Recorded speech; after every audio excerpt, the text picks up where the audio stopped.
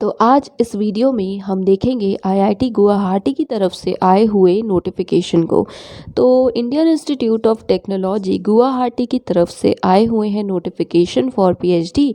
तो basically invite किए गए हैं एप्लीकेशंस। तो आज हम इस वीडियो में उसी की जो भी डिटेल्स हमें मिलती हैं उन्हीं को डिस्कस करेंगे। तो hello everyone, welcome to my channel. I hope आप सभी लोग अच्छे होंगे, ठीक होंगे। तो चलिए स्टार्ट करते हैं आज का ये वीडियो। तो सबसे पहले आपको इनकी वेबसाइट पे विज़िट करना होगा, जिसकी जो भी लिंक्स हैं वो डिस्क्रिप्शन बॉक्स में है, आप चेक कर सकते हैं। तो उसके बाद ऑब्वियसली आप स्क्रॉल डाउन करेंगे तो आपको स्टार्टिंग में ही दिखेंगे न्यूज़ एंड अनाउंसमेंट वाले सेक्शन में ये अनाउंसमेंट है या न्यूज़ है। Admission to PhD, dual PhD, MTech, MDes, MSR and MA programmes. तो सिर्फ पीएचडी ही नहीं, ये सारे प्रोग्राम्स अवेलेबल हैं। In case you are interested then please आप ज़रूर अप्लाई कीजिए। इसे क्लिक कीजिएगा तो ये डेडिकेटेड पेज ओपन हो जाएगा। सो पोस्ट ग्रेजुएट प्रोग्राम्स के लिए हैं, मतलब एडमिशन्स ओपन। यहाँ पे आप देख सकते हैं पीएचडी, ड्यूअल पीएचडी है, साथ में एमटेक के लिए ओपन है, एमडेस के लिए ओपन है, MS research and MA programmes भी ओपन है। आप चाहें तो अप्लाई कर सकते हैं। तो और भी यहाँ पे जो भी न्यू प्रोग्राम्स ऑफर्ड हैं उनसे रिलेटेड भी आपको फ्लैश होती हुई न्यूज़ दिख रही है, आप उसे देख सकते हैं और एक बार देखिएगा ज़रूर, राइट। उसके बाद है PhD programme, MTech programme, dual PhD या फिर dual basically MS engineering plus PhD electronics and electrical engineering में, ठीक है। उसके अलावा dual MTech plus PhD CSC में है।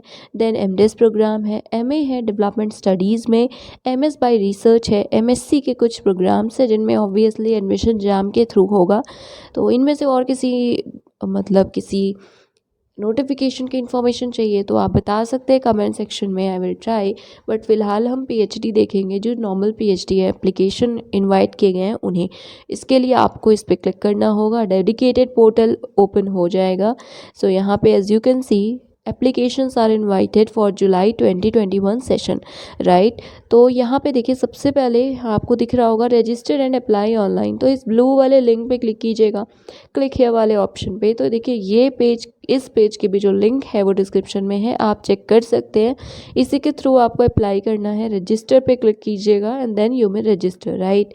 देन यहाँ पे डेट्स लिखी हुई हैं। तो 16 मार्च से स्टार्ट हुआ है, राइट, 10 AM से, और एंड कब होगा तो 12 अप्रैल 2021 5 PM। तो 12 अप्रैल शाम 5 बजे तक अगर आप चाहें तो आप अप्लाई कर सकते हैं। 12 April is the last date. Then यहाँ पे और भी चीज़ें हैं, जैसे कि आपको ऑनलाइन ही सबमिट करना है। आप एक से ज़्यादा डिपार्टमेंट में ऑब्वियसली अप्लाई कर सकते हैं सेम लॉगिन में, ये लिखा हुआ है। और ऑब्वियसली फ़ीस आपको ज़रूर अलग से देनी होगी। Suppose you are applying for multiple departments under same login ID, but still जब आप उसे फर्दर प्रोसेस का कैरी ऑन करेंगे, कंटिन्यू करेंगे, तो आपको जब फ़ी का ऑप्शन आएगा तो आपको अलग अलग फ़ी पे करनी होगी, राइट। उससे पहले सारी इन्फॉर्मेशन अच्छे से एक बार अपने तरफ से पढ़िएगा। कोई इशू है तो इन्हें मेल कीजिएगा, इनसे कंफर्म कीजिएगा, उसके बाद ही अप्लाई कीजिएगा। यहाँ पे है कुछ इंपॉर्टेंट लिंक्स, तो जितने भी ज़रूरी है ना वो सारे लिंक्स यहाँ पे प्रोवाइडेड हैं। अदर इन्फॉर्मेशन में यहाँ पे आपको दिख रहा है कुछ फ़ी वगैरह से रिलेटेड या कैटेगरी से रिलेटेड कुछ चीज़ें हैं, ये आप ज़रूर देखिएगा। कांटेक्ट करना हो तो आप जॉइंट रजिस्ट्रार एकेडमिक अफेयर्स को मेल वगैरह भी कर सकते हैं, कोई इशू होता है तो सबसे पहले अगर हम ऑब्वियसली प्रोग्राम्स ही देखेंगे तो सबसे पहले हम ये सेकेंड वाली लिंक पे क्लिक करते हैं, ओपन करते हैं और देखते हैं कि कौन कौन से प्रोग्राम्स हैं। तो यहाँ पे अनाउंसमेंट्स में कुछ या इंपॉर्टेंट इंस्ट्रक्शंस बेसिकली कुछ दी हुई हैं, आप इसे देखिएगा पहले, जिसमें सबसे पहले तो यही लिखा है कि आपको एक से ज़्यादा रिसर्च के अपने एरिया सेलेक्ट करने हैं, मिनिमम 2 और 3। वो जब आप अप्लाई करेंगे तो आपको बेटर समझ में आएगा। डिसिप्लिन या स्पेशलाइजेशन के जो सब एरियाज़ हैं आपको एटलीस्ट 2 या 3 ज़रूर सेलेक्ट करने हैं जिसमें आपका इंटरेस्ट हो, राइट। उनमें से ही किसी एक पे आपको एक 1 पेज का राइटअप प्रिपेयर करना होगा, वो PDF के फॉर्म में आपको अपलोड करना होगा, ठीक है, PDF फॉर्मेट में अप्लाई करते टाइम ही, राइट, जिस पे आप वर्क करेंगे बेसिकली। सो 3-4 आप सेलेक्ट करिए, उसके बाद उनमें से एक, ऑब्वियसली एक होता है चॉइस की हमारा सबसे ज़्यादा मन है कि हम इस पर्टिकुलर प्रोजेक्ट पे वर्क करें, इस पर्टिकुलर टॉपिक पे वर्क करें, तो उस पे लिखिए आप, राइट। लिखना एक ही पे है, किसी भी एक पे, एक टॉपिक पे, बट हाँ आप सेलेक्ट कर सकते हैं एक से ज़्यादा। देन आपको एप्लीकेशन फॉर्म में रेफरीज़ के नाम देने हैं। रेफरीज़ क्या हैं, तो जैसे आप लेटर ऑफ रिकमेंडेशन पहले से पता होगा, तो उसी तरह यहाँ पे आपको नेम एंड ईमेल एड्रेस लिखने हैं, कोई भी आपके एकेडमिक से रिलेटेड जो भी आपके बेसिकली गारंटी ले क्रेडेंशियल्स की।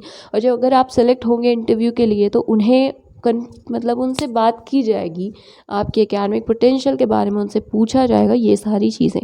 तो 2 रेफरीज़ के नाम लिख रहे हैं आपको, जो ऑब्वियसली आपकी यूनिवर्सिटी की प्रोफेसर्स हो सकते हैं, या जो जिनके अंडर आपने डिसर्टेशन वगैरह कुछ किया वो हो सकते हैं।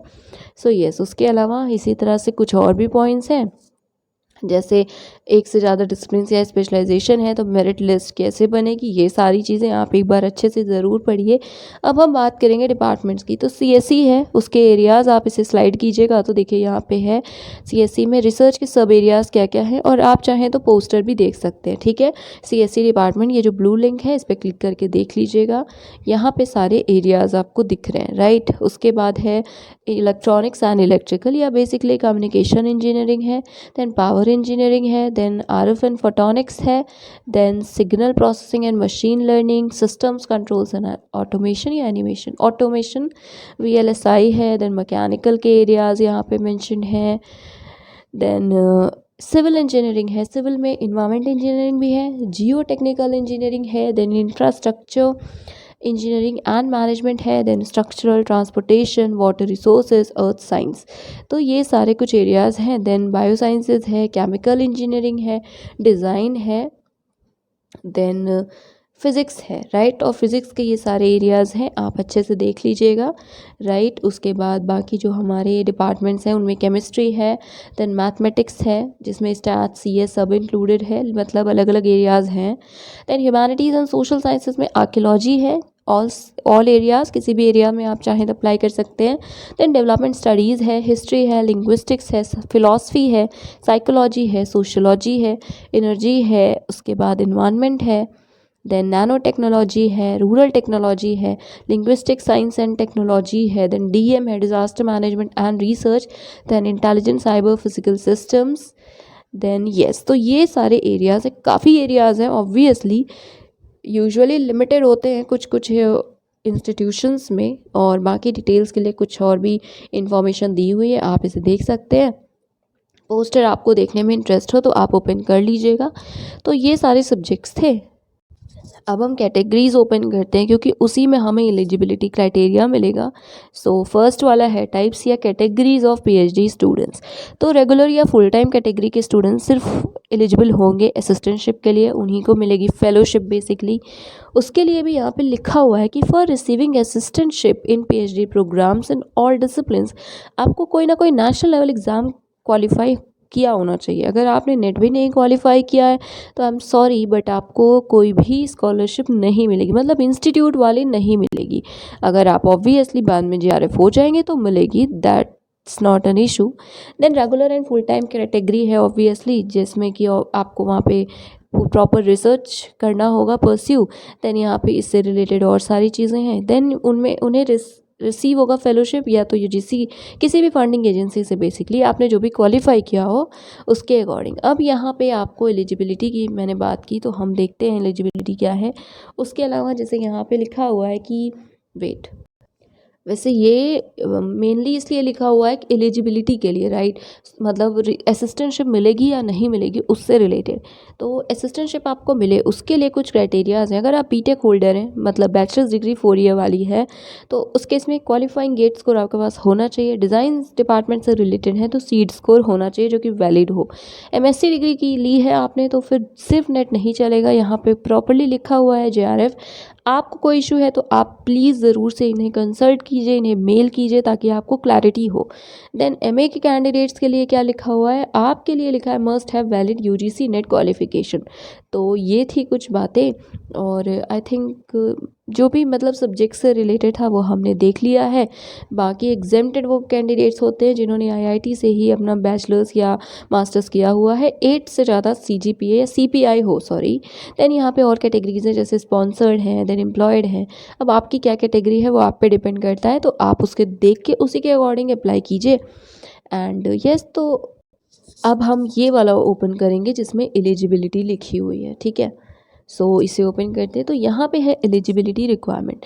तो असिस्टेंटशिप के लिए तो देखिए फिर से वही लिखा है, और इसमें नेट जेआरएफ ही लिखा हुआ है मिनिमम एलिजिबिलिटी के अलावा, इसमें सिर्फ नेट नहीं लिखा है, तो इसलिए थोड़ा सा इशू है। तो एलिजिबिलिटी रिक्वायरमेंट क्या है, सो इंजीनियरिंग के जो भी डिपार्टमेंट्स हैं उनके लिए मास्टर्स डिग्री हो इंजीनियरिंग, मेडिकल साइंसेज, इन सभी में, और 60% से ज़्यादा हो, या 6.0 या 6 से CPI ज़्यादा हो। बैचलर्स डिग्री अगर आपके पास है तो 70% से ज़्यादा मार्क्स हो, या 7.0, राइट। उसके बाद है यहाँ पे अल्टरनेटिव एलिजिबिलिटी क्राइटेरिया, ठीक है, सिविल इंजीनियरिंग के लिए। तो इन केस आप सिविल इंजीनियरिंग से रिलेटेड हैं तो आप इसे पढ़ लीजिएगा। सिमिलरली बायोसाइंसेस के लिए अल्टरनेटिव एलिजिबिलिटी क्राइटेरिया है, CSC के लिए है, देन इसी तरह बाकी डिपार्टमेंट्स के लिए भी है। देन डिज़ाइन के लिए अप्लाई कर रहे हैं तो यहाँ पे है मार्क्स बेसिकली 60% ही हैं सारे केसेस में। मास्टर्स के लिए अगर मैं बात करूँ कि मास्टर्स अगर एलिजिबिलिटी क्राइटेरिया है देन मार्क्स इज़ 60%, राइट। 70% है उनके लिए जो बैचलर्स से डायरेक्टली करने वाले हैं, उनके लिए है। देन साइंसेस के लिए क्या है, सेम है, मास्टर्स डिग्री और साइंसेस में विद 60% मार्क्स मिनिमम। इंजीनियरिंग में है तो भी अप्लाई कर सकते हैं, 60% अगेन। 4 ईयर बैचलर्स डिग्री है तो 70%, एंड रिलैक्सेशन जैसे होता है 5% का, वो है, उसमें कोई इशू नहीं है। देन HSS की बात करते हैं ह्यूमैनिटीज़ की, तो इसके लिए मास्टर्स डिग्री आर्ट, साइंस या कॉमर्स में हो 55% मार्क्स के साथ, ठीक है। सो साइंस मतलब HSS के लिए, ह्यूमैनिटीज़ एंड सोशल साइंसेस के लिए इट इज़ 55%। तो काफ़ी सारे लोग ये चीज़ पूछते हैं कि सर IITs NITs इन सभी में क्या सिर्फ 60% है, तो देखिए यही आई ऑलवेज से कि हमें हर जो हमारा होता है नोटिफिकेशन उसे देखना पड़ेगा उसके लिए। सो जैसे मास्टर्स डिग्री अगर आप चाहते हैं PhD करना आर्ट्स के किसी सब्जेक्ट में, ह्यूमैनिटीज़ में, तो आप 55% है तो आप अप्लाई कर सकते हैं। तो इसे हमेशा ध्यान रखिएगा, पूरा पढ़िएगा, उसके बाद ही कोई डिसीजन लीजिएगा। और अगर आप इंजीनियरिंग के थ्रू मास्टर्स डिग्री है आपके पास इंजीनियरिंग में और आप ह्यूमैनिटीज़ में चाहते हैं रिसर्च करना, देन इट इज़ 60%, ठीक है, 60% मार्क्स। देन बैचलर्स के लिए 70% अगेन। और यहाँ पे लिखा हुआ है कि फेलोशिप सिर्फ नेट वालों को मिलेगी, ठीक है। HSS के लिए सिर्फ, इंजीनियरिंग और साइंसेस वालों के लिए ऐसा कुछ नहीं है, आपको JRF होना चाहिए। बट असिस्टेंटशिप लेने के लिए ह्यूमैनिटीज़ वाले अगर सिर्फ LS क्वालिफाइड है, UGC CSI या नेट, तो भी you are eligible. And then 5% marks का जो होता है रिलैक्सेशन, वो तो है। सिमिलरली सारी एलिजिबिलिटी क्राइटेरिया मेनली सेम ही हैं, और बट स्टिल आप एक बार पढ़ लीजिएगा। तो यस, ये था वीडियो जो कि आई थिंक 12-13 मिनट्स का हो चुका है। थोड़ा स्लो भी बोला है मैंने, तो आई होप कि वीडियो हेल्पफुल रहा होगा। बाकी कोई इन्फॉर्मेशन है, कोई इशू है तो आप कमेंट सेक्शन में बता सकते हैं। हेल्पफुल लगा तो लाइक कर सकते हैं, शेयर कर सकते हैं, नहीं तो डिसलाइक कर सकते हैं। और प्लीज़ चैनल को सब्सक्राइब कीजिए। That is it, thank you so much.